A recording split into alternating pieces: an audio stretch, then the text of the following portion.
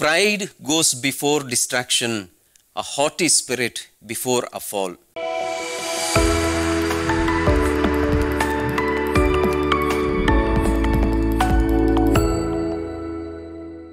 My dear brothers and sisters, the readings for today's reflection are Jeremiah chapter 13 verses 1 to 11 and Matthew chapter 13 verses 31 to 35.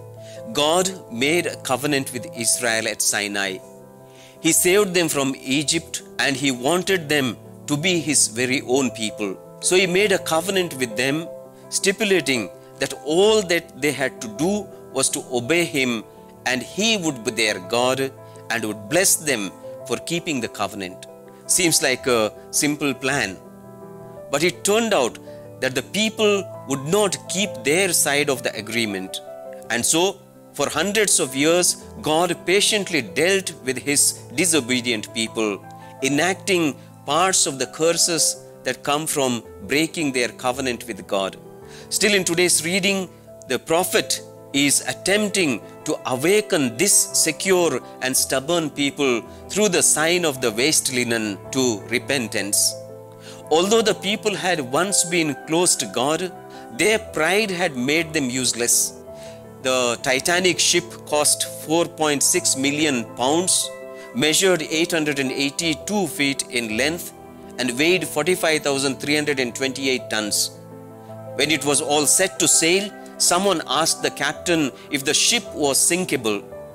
The designer of the ship said, "Even God cannot sink this ship." But on April 15th, 1912, this colossal ship met with tragedy. It took just 2 hours 40 minutes for the ship to sink, claiming 1,523 lives. Last message sent from Titanic crew was, "We are sinking fast." Passengers being put into boats, and how ironically the last song was, "Nearer, my God, to thee." My dear brothers and sisters, the same thing can happen to me very quickly. Pride will rot my heart until I lose my usefulness for God.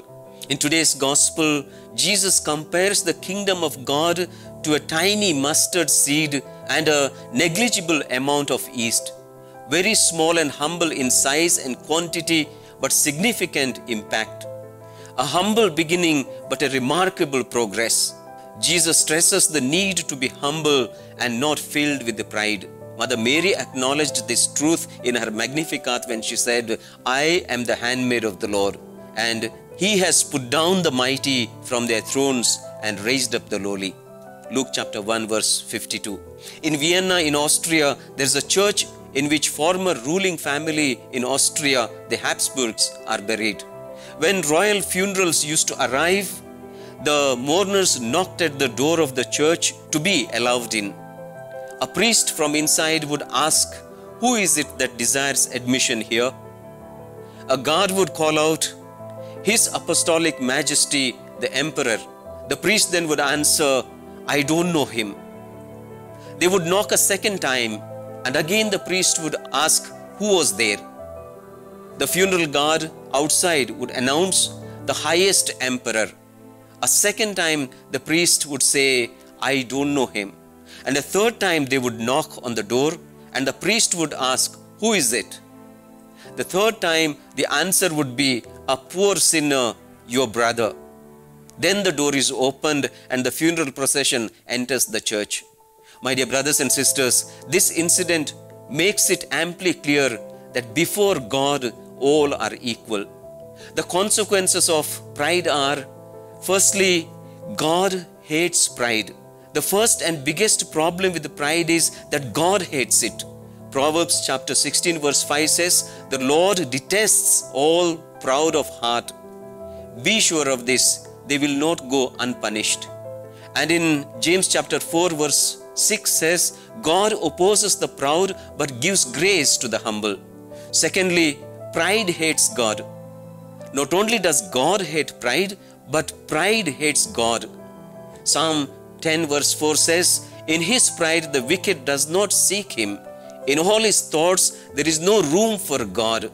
Pride has no room for God because a proud person is full of himself or herself. And thirdly, pride always leads to a fall. A big problem with pride is that pride always leads to a fall. Always, every time. Proverbs chapter 16 verse 18 says, pride goes before distraction, a haughty spirit before a fall. We read in Isaiah chapter 2, the Lord Almighty has a day in store for all the proud and lofty, for all that is exalted. The arrogance of man will be brought low, and the pride of men humbled. The Lord alone will be exalted in that day. Isaiah chapter 2 verses 12 to 17. Therefore, my dear brothers and sisters, how to deal with pride in our spiritual journey? Simple as it may sound. Put God first. Put God first, like Mother Mary did. And then finally, grow in the fruit of the Holy Spirit, the fruit of love. Corinthians chapter 13 verse 4 tells us, love is patient, love is kind, it does not envy, it does not boast, it is not proud. Heavenly Father, fill us with your Holy Spirit and transform our pride into humility. Increase our zeal for your kingdom and instill in us a holy desire to live humbly for your greater glory. Amen.